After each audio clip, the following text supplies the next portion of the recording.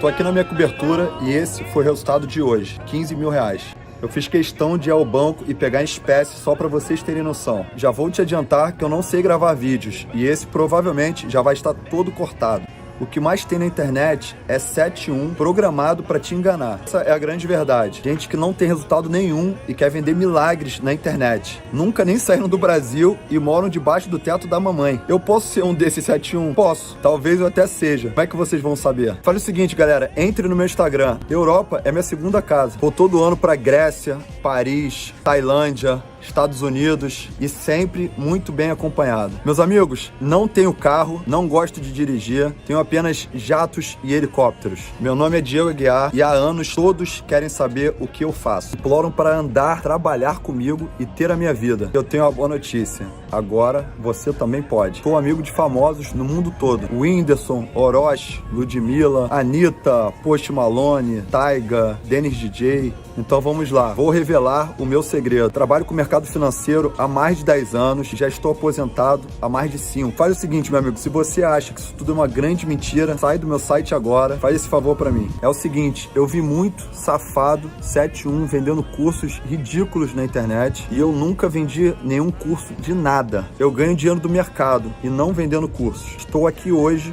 para mudar tudo isso. Vou te entregar conteúdo de qualidade e não vou estar ganhando nada com isso. Presta muita atenção como tudo isso vai funcionar. Meus traders fazem operações no mercado de opções. Sempre que eles forem fazer uma operação, eles vão mandar para vocês copiarem apenas clicando em um botão. Resumindo, você vai ter o resultado de um profissional mesmo sem entender nada. Eu sou multimilionário e copio todos esses sinais. E como você vai saber se isso funciona, se é verdade ou não? Muito fácil, basta comprar agora, o preço é ridículo. Como eu disse, eu não ganho nada, o dinheiro vai todo para minha equipe. E se você não gostar, não tem problema. Pede o dinheiro de volta que eu devolvo na mesma hora. Já me alonguei muito, então clica no botão agora. Caso ele esteja funcionando, significa que ainda tem vaga. Se não estiver funcionando, me manda uma mensagem no Instagram. Lembrando sempre, a prioridade são minhas amiguinhas. Te vejo no meu curso ou nas melhores festas do mundo. O nosso planejamento. Respeitar todos os torcedores. Respeitar todas as manifestações. Aquelas que vaiam e aquelas que aplaudem. E continuar exatamente a nossa linha, a nossa metodologia de trabalho, o nosso planejamento. Então, tudo isso foi falado com o Abel. Ele tem exatamente a mesma linha de raciocínio. Obviamente que ele não se conforma com isso.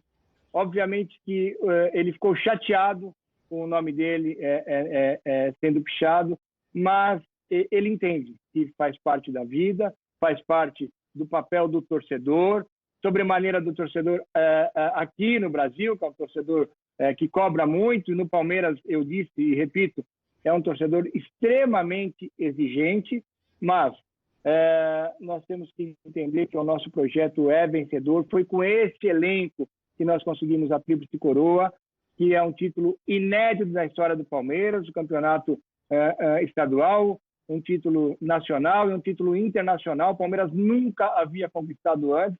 Ou seja, esses jogadores, eles têm o nome já na história do Palmeiras. E a gente entende a reação do torcedor. Cada um age da maneira que quiser. Sormani, sua vez. Presidente, boa tarde, é um prazer falar com o senhor. Todo mundo coloca aí o Palmeiras e o Flamengo como os dois melhores elencos do futebol brasileiro, né? Eu acho que o Flamengo tem um elenco melhor, mas isso é minha opinião, cada um tem a sua e ponto final. Eu queria saber, na sua avaliação, presidente, como é que se encontram Palmeiras e Flamengo na sua avaliação? Flamengo ainda é um time, um elenco melhor? Ou o senhor acha que é um exagero por parte de alguns comentaristas, como é o meu caso, e coloca o Palmeiras no mesmo nível, talvez um nível superior? Como é que o senhor situa o Palmeiras em relação ao Flamengo? Fala do Flamengo, porque é consenso que o Flamengo é tido aí por quase todos aí, né? Como o melhor time do futebol brasileiro. Tudo bem, Sormani? Eu diria o seguinte, o Flamengo tem uma grande equipe e o Palmeiras também tem uma grande equipe. O Flamengo é um grande campeão dos últimos anos e o Palmeiras também é o grande campeão dos últimos anos. Jogamos agora, foi 2-2, foi um grande jogo, nós poderíamos ter ganho nos pênaltis, tivemos oportunidades nas nossas mãos e não conseguimos. Então existe um equilíbrio muito grande. E agora, eu volto a repetir o que eu falei alguns dias atrás. Eu não destaco apenas Palmeiras e Flamengo. Eu acho que nós temos no Brasil grandes equipes, grandes clubes e grandes equipes. O Campeonato Brasileiro, o último, mostrou, foi decidido na última rodada, e quem estava disputando o título era o Internacional. Então, que também é uma grande equipe. Quem disputou a final da Libertadores foi o Santos. Quem brigou pelo título brasileiro até as últimas rodadas também foi o Atlético Mineiro e São Paulo. Então, nós estamos falando aí de 4, 5, 6, 7 grandes equipes do Brasil. Eu acho que o Flamengo também é uma grande equipe, tem ótimos jogadores, respeitamos muito. Agora, o Palmeiras tem uma estrutura muito grande, o Palmeiras tem um elenco muito bom, o Palmeiras vai disputar títulos, o Palmeiras vai se reforçar. Enfim, senhor Mânio, eu acho que essa é uma discussão que não fica apenas entre Palmeiras e Flamengo. Ô Facinca, é o seguinte, hein? Eu vou fechar com você, depois a Bibiana faz a última. Estou abrindo uma exceção para uma segunda pergunta para você e você fica devendo para os companheiros, tá? Imagina, depois tudo isso é administrável. Presidente, quem viu aquela reunião da CBF, comandada pelo Rogério Caboclo, enxergou o tamanho do desconforto que o senhor ficou diante de tanta situação impositiva, que foi completamente contra a naturalidade e a prudência que o momento requer, em especial com o cuidado da saúde do atleta. Eu tenho batido muito na tecla de que, tudo bem, o Palmeiras pode, em alguns momentos, jogar mal, eu questiono escalação, que postura, isso aí é uma outra discussão. Mas no que eu tenho batido ao mesmo tempo, o que o calendário tem sido sacana com os clubes, perdão pela expressão, mas é o que eu não consigo enxergar uma outra palavra, como que tem sido tratado rigorosamente nesse momento o comportamento do calendário em relação à falta de estrutura, de planejamento, de treinos, e como que os clubes estão sendo submetidos a uma maratona incessante de jogos sem se preservar a questão física dos jogadores. Isso também tem que ser levado muito em consideração, e eu entendi que naquele momento o senhor buscava justamente essa prudência de ter um reajuste de calendário, então parar um pouco para que tudo fosse reorganizado.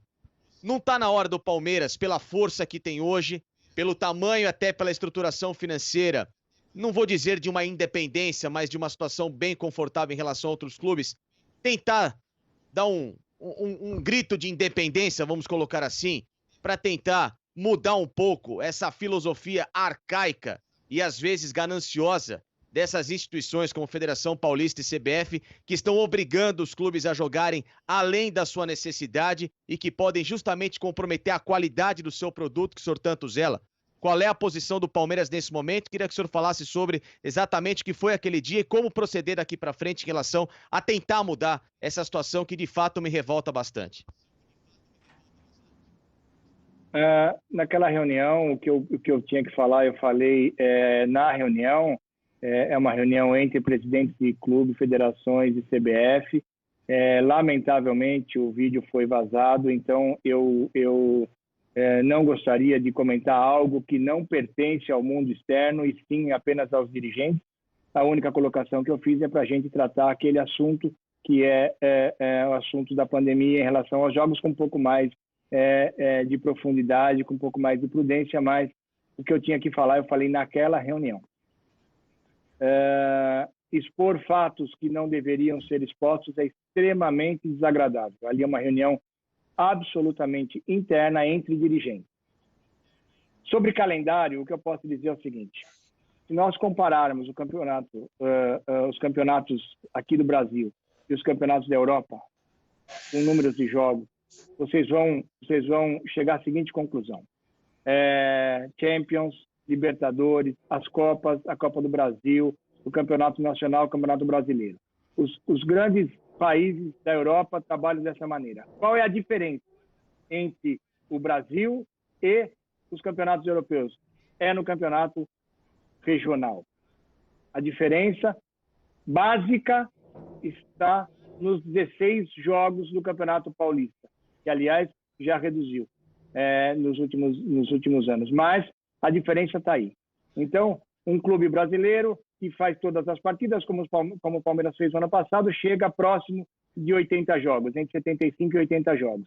Se você tirar 16 jogos do Campeonato Paulista, você vai chegar ao redor de 60 jogos. Então, você vê que um clube europeu de ponta, que chega em todas as finais, ele joga ao redor de 60 jogos, 58, 60 jogos no ano. Basicamente, nós estamos falando do campeonato estadual. Então, a discussão é essa. O campeonato estadual é muito importante, ele gera recursos para muitos clubes, são recursos importantes, mas, por um outro lado, ele compromete completamente o calendário do ano, em relação a números de jogos. Porque na Europa você também tem campeonatos nacionais, você tem as Copas e você tem a Champions. Agora, da mesma maneira aqui, qual é a diferença? É o campeonato regional. Agora, se eu disser aqui que nós não temos que ter mais campeonato regional, vai ter uma polêmica muito grande, porque o Gagliotti é contra o estadual, porque vem a história do Paulista, porque vem a história do não sei o quê e tal. O fato esse é um tema que tem que ser discutido, tem que ser repensado. Talvez a redução dos números de jogos aos clubes que participam do campeonato estadual, mas que também participam do Brasileiro, da Copa do Brasil, da Libertadores. Isso tem que ser discutido. Quase todos, presidente. São quase todos. Porque tem os que disputam a Série B, que é um campeonato tão longo quanto a Série A. Eu estou concordando com o senhor, mas eu queria dizer que esse problema não é só dos times da Série A, são dos times da Série B também, que disputam o Campeonato Paulista. Exatamente. Alguns, que aí você tem uma parte desses clubes não disputam Libertadores e Sul-Americana. Então, e reduz um pouco a quantidade de jogos. Mas, tudo bem, conceitualmente você tem razão. Conceitualmente a gente pode considerar isso. O fato é que a diferença está no campeonato regional. E tem uma discussão para ser feita aqui no Brasil, é essa. Agora, não é simples, ela é profunda. Envolve muitas federações, envolve muitos clubes, envolve muito recurso, envolve muita coisa.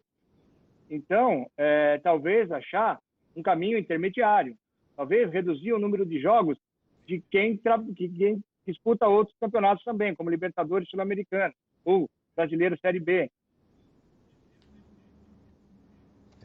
Bibiana, você encerra aí o nosso papo com o Gagliotti. Vamos lá, para encerrar então essa conversa, que foi ótima e bastante esclarecedora, eu vou fazer uma homenagem ao Cícero Melo, nosso grande colega aí de ESPN, que sempre faz duas em um. Pegando a sua fala, o Palmeiras pretende usar mais a base, um time mais alternativo, então, para o Campeonato Paulista, priorizando outras competições. E falando sobre os reforços, presidente, a gente acompanhou duas negociações do Palmeiras que acabaram não indo para frente, com o Ademir e com o Borré, duas negociações que foram depois até públicas, através da fala do Anderson Barros.